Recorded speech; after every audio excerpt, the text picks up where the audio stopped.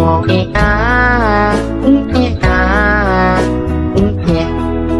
been a really, really messed up week. Some days told you, some days better. La la la, la la la. Nah, baru aja bangun dari sujud, duduk di antara dua sujud tuh, Tante Agnes merasa bahwa dia sedang dikelilingi sama 3 makhluk yang besar, Wak. Ada satu di depan, satu di kanan dia, satu di kiri. Baru bangun dari sujud tuh, ya. Nah, waktu itu Tante langsung ngebatin, astagfirullahaladzim, ini apa nih? Apa aku salah lihat apa ya? Apa nih? Kok ada sesuatu di depan sama kanan kiri aku? Hey, wassalamualaikum warahmatullahi wabarakatuh. Terima kasih sudah klik video ini.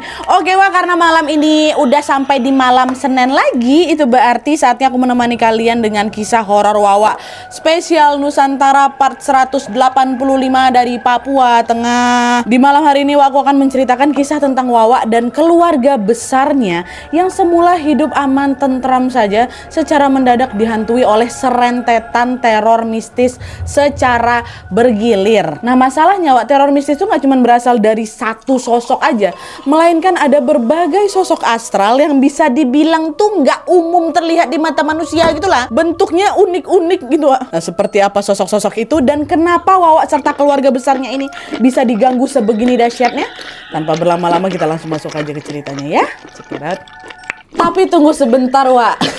Sebelum aku masuk ke kisahnya, aku mau sampaikan satu informasi penting nih buat Wawa kesayangan aku semua. Karena di sini aku pengen makin deket dan sharing lebih banyak dengan kalian. Aku mau mengundang kalian untuk bergabung di YouTube membership Nadia Omara. Dengan menjadi YouTube memberku setiap bulannya, Wak, kalian akan mendapatkan pertama, tambahan 1 konten eksklusif dengan experience baru yang tidak biasa. Terus ada kalanya juga nih, konten eksklusif ini bisa menjadi tempat aku dan tim bisa lebih bebas berekspresi lagi tanda kutip, dan juga menyampaikan informasi detail yang tidak bisa kami sampaikan di konten-konten biasanya. Dan selain itu kalian juga akan mendapatkan badges khusus di samping nama aku di YouTube kalian, dan juga nantinya kalian bisa saling komen dengan berbagai emoji khusus khas Nadia Omara Channel. Tapi ini nggak ada paksaan, Wak, ya, buat kalian yang mau-mau aja. Cara bergabungnya juga gampang sekali, Wak. Kalian tinggal langsung masuk ke halaman channel YouTube Nadia Omara, lalu klik tombol join atau gabung. Dan kalau sudah, kalian tinggal langsung melakukan pembayaran melalui dompet digital yang kalian punya. Udah selesai. Selamat bergabung dan selamat menikmati konten eksklusif dari kami di YouTube membership Nadia Omara. Kita tunggu kalian di room members only ya.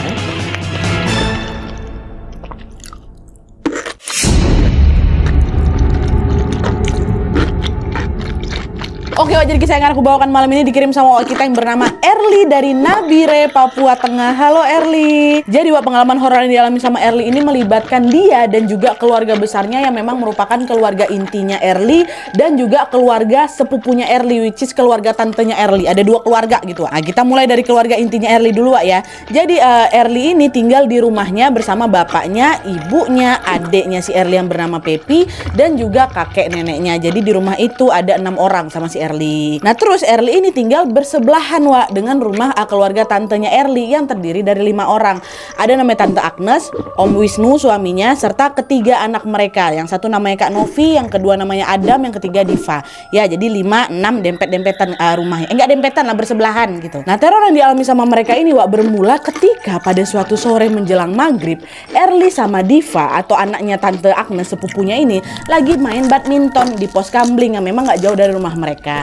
Nah, pas lagi asik-asiknya main badminton ini, entah kenapa kok bola badminton yang dipukul sama si Diva ini kok terasanya berat kali gitu. Nah, alhasil beberapa kali Diva ini pun kayak ngerasa kesulitan gitulah mengembalikan kok tersebut ke arahnya si Erli lagi. Koknya itu jatuh sebelum dipukul gitu loh, Wak. Kebayang kan? Kayak berat kalinya. Gitu. Nah, belum dipukul lagi ternyata jatuh. Nengok itu Erli langsung protes kan, "Woi Diva, kau tuh bisa main apa enggak ini? Serius lah mainnya. Pukul lah bola tuh yang betul," kata si Erli kan. Erli, koknya ini dari tadi berat kali loh, saya nggak tahu sendiri nih kenapa," katanya. "Ya sudahlah, kita tukar tempat aja," kata Erli. "Kamu pindah ke sini biar aku yang ke sana," katanya. Nah, setelah mereka tukar posisi, mereka pun melanjutkan kembali permainan. Awalnya bisa tuh, Wak, si Erli nggak ngerasa kok ini berat nih. Mereka masih main tangtung, lancar-lancar aja pertamanya. Tapi, Wak, beberapa saat kemudian gantian pula Erli yang ngerasa kok Koknya nih kok berat kali waktu dipukul, persis kayak yang dialami sama sepupunya tadi si Diva. Iya kok jadi kayak berat ya. Nah belum sempat mencerna keanehan itu, Early kembali dikejutkan dengan adanya hembusan angin tepat di belakang tengkuk lehernya. Kayak gitu. Merasakan kejadian yang tiba-tiba kayak gitu, Early refleks lah nengok ke belakang ya kan. Nah pas dia nengok ke belakang itu lah Early melihat ada sesosok makhluk tinggi, besar, dan tubuhnya dipenuhi bulu-bulu hitam yang sangat lebat. Belum sepenuhnya sadar dengan peristiwa mengerikan itu, Early tiba-tiba mendengar si sosok di belakang aku tuh, nah dia ketawa kencang kali. Dan itu yang nengok bukan Early aja loh, Diva yang di seberang tuh juga lihat. Astagfirullahaladzim, Early di belakang kau tuh apa? Katanya nengok itu berdua lah langsung lari sekencang-kencangnya. Untung nggak nge-freeze siapa ini si Early. Berlarilah mereka, kan si Diva lihat juga soalnya. Nah melihat kedua cucunya pulang dengan nafas terengah-engah, nenek nanya, nenek yang tinggal di rumah si Early ini atau Early yang tinggal di rumahnya nenek lah. Nenek nanya kan, kalian ini kenapa lari-larian kayak gitu? Itu nih ada genderuwo di pos kambling, kami nengok dua-duanya katanya. Yang betul. Mungkin kalian salah lihat gitu kan, si nenek berusaha untuk mempositif tinggikan mereka. Betul nek, Diva lihat sendiri dia bukan manusia, matanya merah menyala terus badannya berbulu lebat katanya. Makanya kalian ini janganlah main maghrib gitu, udah sanalah masuk kata si nenek kan. Nah sampai situ Nadia aku sama sepupuku nggak mikir yang gimana-gimana. Baik aku ataupun Diva sama-sama menduga kalau kami ini diganggu memang sama si genderuwo itu gegara main waktu maghrib gitu kan. Which is ini adalah waktu sakral di mana makhluk halus berkeliaran kan. Oh mungkin gara-gara kita maghrib di luar tuh diganggu sama setan kayak gitu. Dan mereka pun akhirnya dengan cepat melupakan kejadian itu. Pertamanya mereka mikir itu aja kan Wak. Ternyata tidak. Dan betul aja beberapa hari kemudian gangguannya ternyata masih berlanjut Wak. Early sama keluarganya ini malah mulai mengalami serangkaian teror mistis di dalam rumah mereka sendiri. Dan orang pertama yang mengalami kejadian horor itu siapa? Neneknya. Yang tadi bilang alah cuma perasaan kalian aja, nenek digangguin juga. Nah jadi ceritanya nih Wak, pada suatu malam nenek ini lagi tertidur nyenyak lagi tuh di dalam kamarnya kan.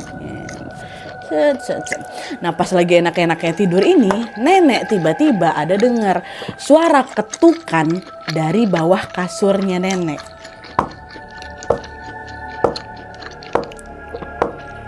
Di bawah kasur, macam lagi ngetok kasurnya nenek tuh. Awalnya nenek ngabaikan suara itu tapi lama-kelamaan suara itu kok terdengar makin keras ya, makin keras malah bikin nenek terbangun lah dari tidurnya.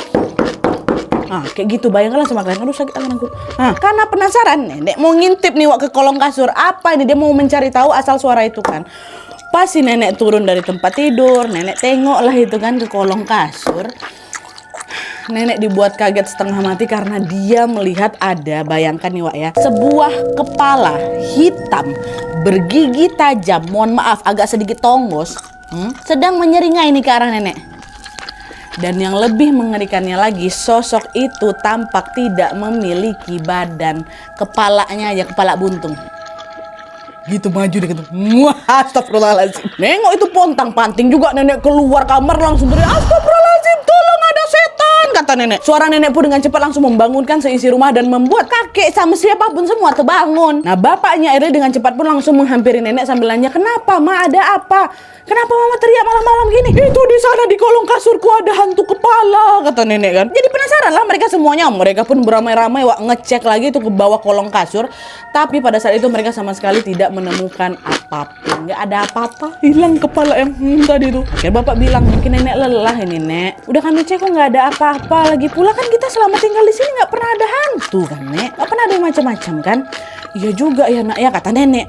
Toh juga selama kita tinggal di sini memang nggak pernah ada tuh cerita-cerita setan atau apapun lah di rumah ini kan. Iya, Mama tuh kecapean itu. Memang betul nah di rumah kami nggak angker sama sekali, biasa-biasa aja kok. Mungkin bisa jadi nih nenek ini kecapean, waktu itu pikiran kami kayak gitu, kata si Early. Nah singkat cerita mereka pun memutuskan untuk mengabaikan kejadian malam itu dan menjalani hari-hari kedepannya seperti biasanya. Memang betul Wak, sejak kejadian malam itu nggak ada gangguan apapun yang menimpa mereka lagi. Tapi pada suatu malam Jumat Kliwon tepatnya, lagi-lagi nenek mengalami sebuah peristiwa horor yang membuat dia dilanda trauma berat. Nenek lagi nih Wak. Nah jadi ceritanya Wak, pada malam itu ketika sedang tertidur pulas, nenek ini dikejutkan dengan sebuah suara ledakan dari arah jendela kamarnya. Dan karena penasaran nenek beranjaklah itu dari kasur dan mengintip nih dari balik tirai. Dan tepat pada saat itulah Wak, nenek melihat bahwa ada sebuah cahaya api berwarna kemerahan yang terbang melayang-layang. Dan lama-kelamaan api itu berubah jadi sosok makhluk astral. Sosok apa wae? Suanggi. Dan kata Erli, Suanggi ini Nadia secara fisik macam kuyang memang. Jadi cuma kepala sama organ-organ dalamnya aja yang terlihat. Nah itu ditengok sama si nenek. Waktu nenek nengok itu langsung pingsan. Nenek gak sempat lagi teriak pingsan. Dan setelah sadar wak, nenek ini sempat bungkam beberapa lama dan sama sekali gak mau nyeritain kejadian malam itu ke satu rumah itu. Bahkan nih Nat, waktu itu nenek ini sempat dilanda sakit selama 2 bulan berturut-turut gegara apa?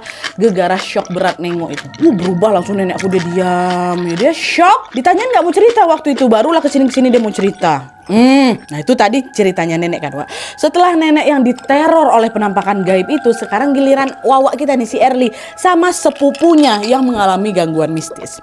Begilir nih kan. Jadi ceritanya pada suatu malam keluarganya Erli sama keluarganya Tante Agnes ini lagi kumpul lah itu di rumahnya Erli. Gak lama kemudian si tante ini bilang minta tolonglah sama si Erli sama Adam anaknya kan, sepupunya si Erli bilang tolonglah ambilkan jeruk di dapur buat kita makan sama-sama di depan nih.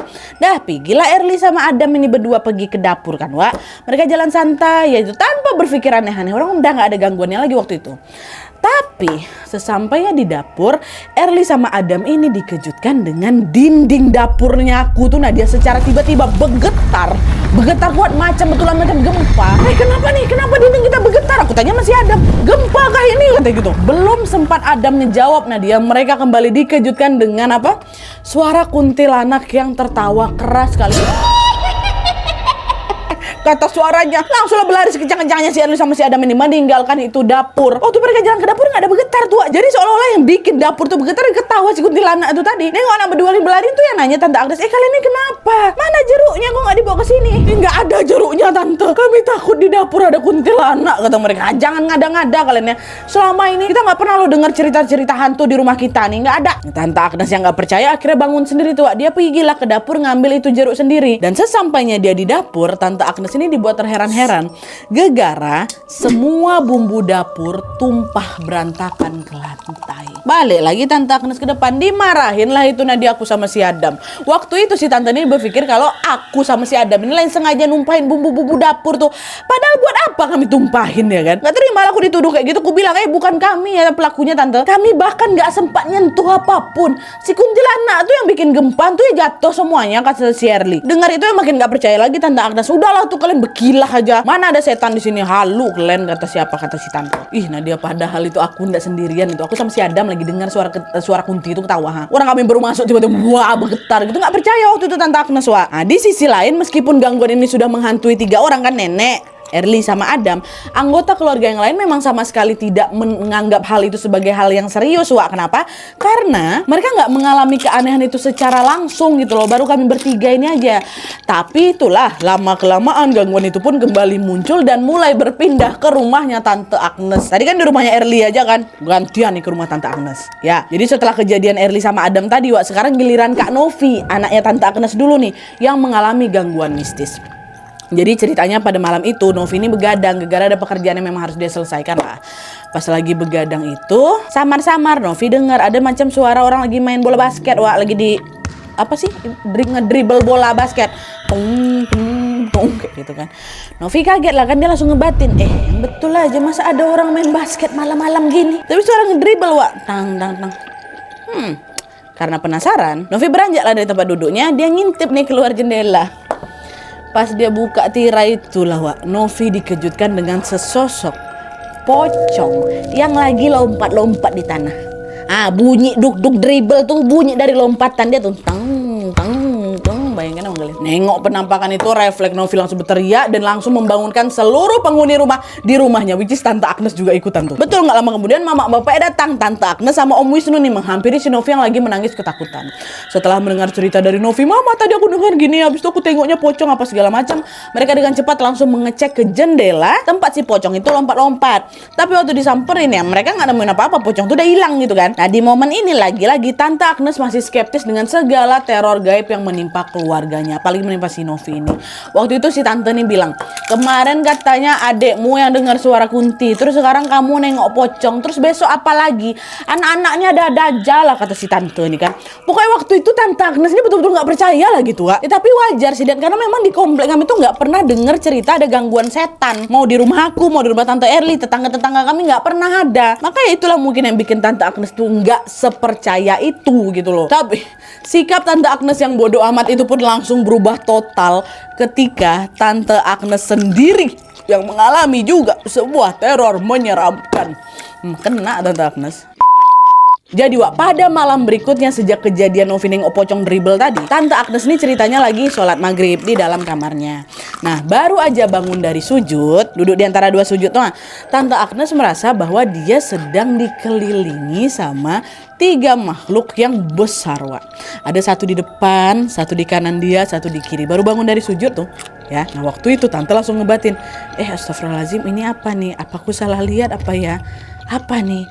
Kok ada sesuatu di depan sama kanan kiri aku? Dengan diliputi perasaan was-was, Tante Agnes pun mencoba untuk melirik si makhluk ini. Hingga akhirnya dia menyadari bahwa ketiga makhluk besar itu adalah 3 makhluk yang menyerupai tikus raksasa. Betul-betul nampak bulunya. Bulunya warna hitam, ekornya panjang, kakinya kicik tapi badannya besar. Tikus raksasa. Menyadari hal itu, Tante Agnes pun langsung buru-buru menyelesaikan sholatnya dalam keadaan yang udah gak khusyuk lagi. Dan setelah mengucapkan salam, assalamualaikum, udah gak ada lagi 3 tikus raksasa tuh hilang. Kata Erli, Wak, ya walaupun gak semenyeramkan apa yang kami lihat, nah dia sejak mengalami teror tikus raksasa itu, tanpa diduga-duga Tante Agnes ini dilanda sebuah penyakit yang tidak biasa. Awalnya Tante Agnesnya cuma pusing-pusing aja, nah. Tapi pada suatu waktu, tiba-tiba saja dia tidak bisa menggerakkan anggota tubuhnya, sehingga dia hanya bisa berbaring lemas di atas tempat tidur aja. Ini perlu kalian ingat ya, hal ini terjadi secara tiba-tiba. Awalnya Tante Agnes ini sehat-sehat aja, tau-tau nggak bisa bergerak, kayak gitulah. Nah, sementara itu Om Wisnu, suaminya Tante Agnes yang menyadari keanehan yang menimpa istrinya ini pun cepat membawa istrinya ke rumah sakit untuk diobati. Tapi anehnya, Wak, beberapa dokter, nggak satu ya, beberapa dokter yang mereka datangi selalu bilang kalau Tante Agnes ini sehat-sehat aja, secara medis nggak ditemukan penyakit apapun gitu loh, Wak. Alhasil Om Wisnu pun membawa lagi Tante balik ke rumah, diliputi dengan berbagai pertanyaan yang ada di dalam kepalanya. Nah, karena nggak mau terjadi apa-apa sama istrinya, Om Wisnu pun akhirnya memutuskan untuk membawa Tante Agnes ini pulang ke Jawa, which is memang Tante Agnes ini orang Surabaya. Nah, dia bawalah itu balik ke Surabaya kan. Waktu itu Om Wisnu ini mikir, mungkin penyakit istriku nggak terdeteksi karena di Papua fasilitas kesehatannya nggak selengkap di Jawa waktu itu. Cobalah udah aku bawa aja balik ke Jawa, siapa tahu dokter di sana punya jawabannya kan. Dan tuh pergilah Om Wisnu sama Tante Agnes ini kan ke Pulau Jawa, tepatnya ke kota Surabaya. Lalu sesampainya di sana, Om Wisnu langsung membawa Tante untuk berobat di rumah sakit, Wak. Tapi ternyata lagi-lagi keadaan Tante Agnes sama sekali tidak menunjukkan progres yang lebih baik. Nggak juga sembuh-sembuh nih si Tante nih. Nggak juga ditemukan ada penyakit di tubuhnya Tante Agnes yang serius. Nah, di tengah kebingungan itu, sepupunya Om Wisnu menyarankan supaya Tante Agnes ini dibawa ke orang pintar aja lah gitu, orang pintar kenalan si sepupu ini. Karena kepepet, Om Wisnu pun menyetujui saran itu, Wak. Dengan bantuan sepupunya, mereka mendatangi orang pintar yang bernama Mbah Agung, orang pintar kenalan sepupu nih kan. Nah, Mbah Agung pun lalu melakukan beberapa ritual termasuk meruqyah Tante Agnes. Dan setelah ruqyah ini selesai, Mbah Agung pun langsung memanggil Om Wisnu dan mengajak Om Wisnu untuk bicara. Disitulah, Wak, dia menjelaskan penyebab dibalik penyakit yang diderita sama Tante Agnes. Menurut penglihatan saya, Bapak, istri kamu ini diganggu sama siluman monyet yang sudah bersemayam di tubuhnya. Itulah kenapa, Pak, dia ini nggak bisa bergerak karena siluman tadi sengaja bikin fisik istri kamu melemah. Hah, kok bisa, Mbah? Siluman monyet dari mana? Karena kan di rumah kami jarang loh ada gangguan-gangguan mistis, Mbah. Siluman itu adalah sosok kiriman yang sengaja dikirim sama orang dekatmu. Tapi saya sendiri nggak tahu dia ini siapa. Yang jelas dari penglihatan saya, kamu mengenal yang mengirim ini, kata si Mbah Agung. Siapa ya, Mbah? Dia tuh makin penasaran lah si Om Wisnu ini. Tapi di sisi lain setelah diruqyah, alhamdulillahnya Tante Agnes sehat walafiat, Wak. Dia kembali lagi seperti sedia kala. Yang awalnya cuma bisa tiduran di kasur aja, sekarang udah bisa berjalan nih macam biasanya. Dan karena Tante Agnes sudah sembuh, mereka berdua pun akhirnya kembali lagi ke tanah Papua, balik lagi ke rumah. Dah, sampai sini semua orang menganggap kalau gangguan itu sudah selesai dong. Udah selesai diruqyah, udah diusir, Tante Agnes sudah sembuh. Tapi ternyata dugaan mereka salah besar, Wak, karena lagi-lagi keluarga Tante Agnes lah yang kembali mengalami sebuah teror yang sangat-sangat tidak masuk akal. Jadi ceritanya malam itu Om Wisnu lagi pergi, Wak, berjalan kaki dengan ditemani oleh anak bungsunya, yaitu si Dava. Diva yang main badminton pertama sama Wak kita tuh, Wak. Nah, awalnya mereka sama sekali nggak ngalamin keanehan apapun, Wak. Tapi entah kenapa Om Wisnu ini merasa bahwa ada sesuatu yang janggal di antara dia sama anaknya. Apa nih ya, kok kayak ada yang aneh gitu kan, kata Om Wisnu. Dan setelah dicari-cari barulah Om Wisnu notice kalau kejanggalan itu adalah bayangan. Bayangan yang harusnya cuma 2 di tanah, ini ada 3, Wak. Ada 3. Kaki siapa nih? Kan cuma aku sama Diva yang jalan dari tadi. Refleks lah Om Wisnu terdorong mau nengok ke belakang kan. Dan disitulah waktu dia nengok ke belakang, dia melihat ada sesosok makhluk tinggi besar, sama yang kayak ditengok Diva sama siapa ini, Diva sama si Erlin pula si Erli. Sosok tinggi besar berbulu lebat bermata merah yang tidak lain tidak bukan adalah genderuwo. Genderuwo yang sama yang waktu kami tengok Nadia, kata si Erlin. Om Wisnu langsung megang Diva, larilah mereka sekencang-kencangnya. Diva nggak tahu apa-apa nih. Dari situlah Om Wisnu langsung berpikiran kalau gangguan yang menimpa mereka sebelum-sebelumnya belum betul-betul tuntas. Wah, sekarang giliran aku nih yang diliatin. Dan untuk menjawab rasa penasarannya, Om Wisnu kembali meminta bantuan Ustadz yang dia datangkan langsung dari Jawa ke Papua. Nah, dia seniat itu, dia saking takutnya. Om aku langsung datangin si Ustadz ini. Tapi Ustadz yang datanginnya bukan Bahagung, Wak, ya, melainkan ada orang baru lagi yang bernama Pak Rusman. Pak Rusman ini didatengin langsung kan. Nah, singkat cerita, Pak Rusman pun datanglah ke rumah Tante Agnes. Dan tepat ketika Pak Rusman melihat Diva, Wak, dia langsung bilang ke Om Wisnu, "Astagfirullahaladzim, Pak, anakmu lagi dalam bahaya, Pak." Tiba-tiba ngomong gitu. Kenapa, Pak? Belum apa-apa nih, tuh sepupu aku dibilang ada bahaya, Nat. Ada apa sama anak saya, kata Om Wisnu kan. Menurut penglihatan saya, anak ini sudah diincar sama makhluk halus untuk dibawa ke dunianya.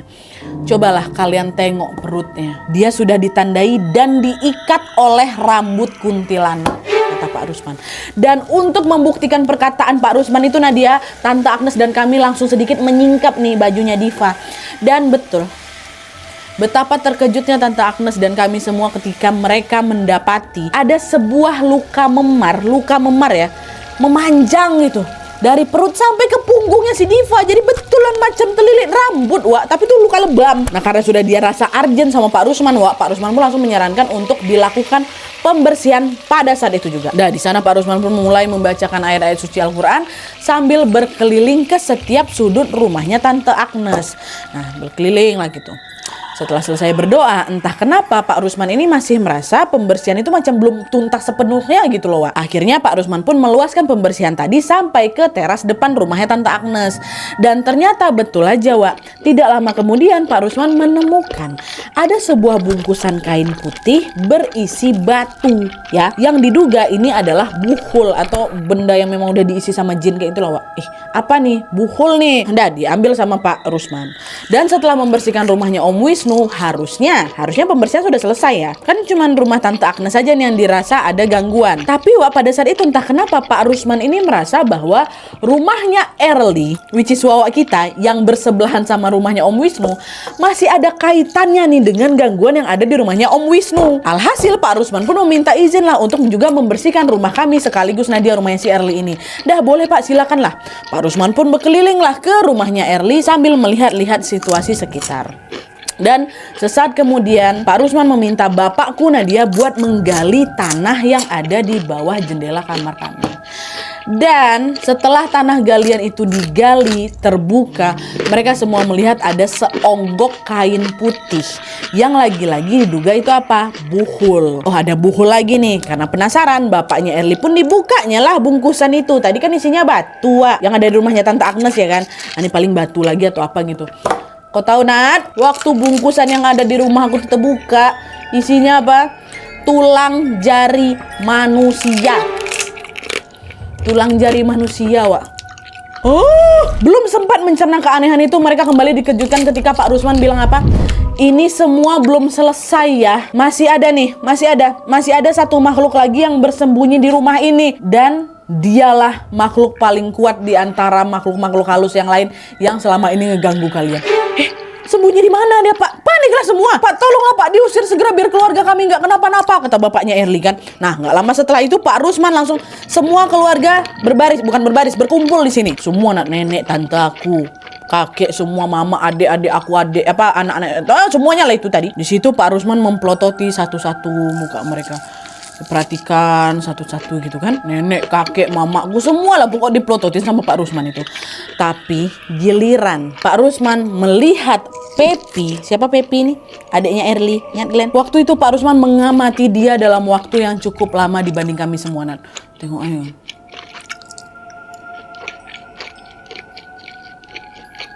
Setelah melihat Pepi, dari sanalah Pak Rusman menyadari kalau sosok paling kuat itu bersembunyi di dalam tubuhnya Pepi. Jadi bukan di buhul lagi, Wak, di sosok adek aku, Nat. Dengan segera di situ Pak Rusman langsung membacakan doa-doa untuk mengeluarkan sosok itu dari tubuhnya Pepi, Wak. Tapi Pepi waktu itu ya normal-normal aja, tapi tanpa dia sadari dia sudah ada makhluk yang bersarang di tubuhnya gitu. Dan betul, Wak, setelah mulai dia ruqyah kayak gitu sama Pak Rusman, barulah sosok yang ada dalam tubuhnya Pepi itu speak up, memberontak dia.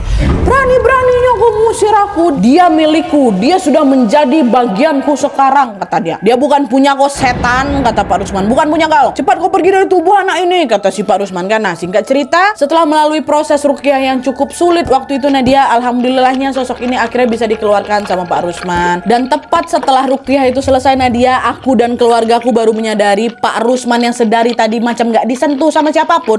Pak Rusman yang baca-bacain ke si Pepi kan, yang dari tadi gak ada yang nyentuh, nggak ada yang megang Pak Rusman. Entah kenapa waktu itu setelah ruqyah ini selesai, pipi sama lehernya Pak Rusman itu Nadia terluka parah, macam dicakar, luka macam habis dicakar sama hewan buas, Wak. Nggak ada yang nyentuh dia tuh, tahu lu lebam-lebam. Nah, belum sempat mencerna keanehan itu, Erli sama keluarga besarnya kembali dikejutkan dengan perkataannya Pak Rusman yang bilang anak ini atau Pepi sudah digerogoti sama makhluk itu. Kalau saja kita telat tadi, anak ini bisa nggak selamat, kata Pak Rusman. Astagfirullahaladzim, Pak, kenapa kami semua terus-terusan diganggu nih, Pak? Apa ada yang sengaja neror kami gitu kan? Iya, emang ada. Pelaku dari teror ini adalah tetanggamu yang menargetkan keluargamu untuk dijadikan tumbal dari pesugihan yang dia lakukan. Awalnya dia memang menargetkan istrimu, Wisnu, which is apa, Tante Agnes. Tapi karena gagal, dia kembali mengincar anakmu dan juga para keponakanmu. Dan tepat setelah mendengar cerita itu Nadia, pikiran kami pun langsung mengarah ke satu orang, yaitu tetangga kami yang kita sebut aja namanya Pak Beno. Karena memang selama ini mereka sering mendengar desas-desus yang konon katanya Pak Beno ini adalah pelaku ritual pesugihan. Bahkan beberapa tahun yang lalu Nadia ya, Pak Beno ini sempat loh diarak sama warga dan diancam mau dibakar hidup-hidup gegara perbuatan itu.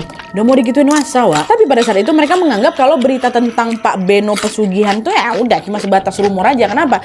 Karena Pak Beno sama keluarga kami ini baik kali, orangnya ramah kali dia. Pokoknya dari luar Pak Beno ini nggak kelihatan kayak orang yang berniat jahat, Nat. Tapi meskipun demikian, mereka semua pada saat itu terasa teryakinkan setelah Pak Rusman pun menyerahkan sebuah botol yang diduga berisi setan atau jin kiriman dari Pak Beno ke dalamnya. Saat itu Pak Rusman yang bilang kalau di dalam botol itu berisi berbagai macam rupa setan lah. Dari kuntilanak yang kau tengok, pocong, genderuwo, tikus, raksasa. Pokoknya semua hantu yang menghantui kalian sejak awal tadi tuh, ini ada dalam botol nih. Itu kata apa? Kata si Pak Rusman, itulah kiriman dari Pak Beno tuh. Dan setelah menyerahkan botol yang berisi para makhluk ini, Wak, Pak Rusman pun meminta Om Wisnu untuk membuang botol tersebut ke sungai dengan sebuah cara yang khusus, yaitu dengan cara membelakangi sungai, dan ketika melempar dilarang menoleh ke belakang. Jadi macam orang mau lempar buket bunga waktu pernikahan tuh. Dilempar kayak gitu. Dan singkat cerita, Om Wisnu pun menjalankan perintah Pak Rusman persis seperti yang diperintahkan. Dan alhamdulillahnya sejak botol itu dibuang, mereka sudah tidak lagi mengalami gangguan yang aneh-aneh, Wak. Mereka kembali hidup dengan tenang seperti sebelum adanya gangguan mistis itu menimpa mereka.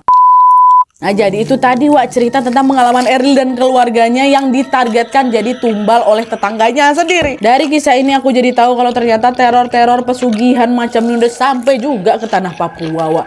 Memang betul ya, niat buruk seseorang itu tidak terlepas dari mana dia tinggal. Dimanapun kita berada pasti ada aja orang yang memang berniat buruk, Wak. Semoga kita semua senantiasa dilindungi oleh Allah Subhanahu wa taala dan dijauhkan dari segala macam gangguan setan yang ada di muka bumi ini. Amin ya rabbal alamin.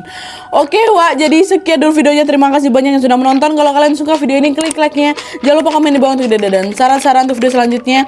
Jangan lupa nyalain notifikasinya supaya kalian tahu kalau upload video baru. And as always, jangan lupa untuk klik tombol subscribe supaya kalian sama-sama tahu informasi menarik dan menegangkan dari channel aku.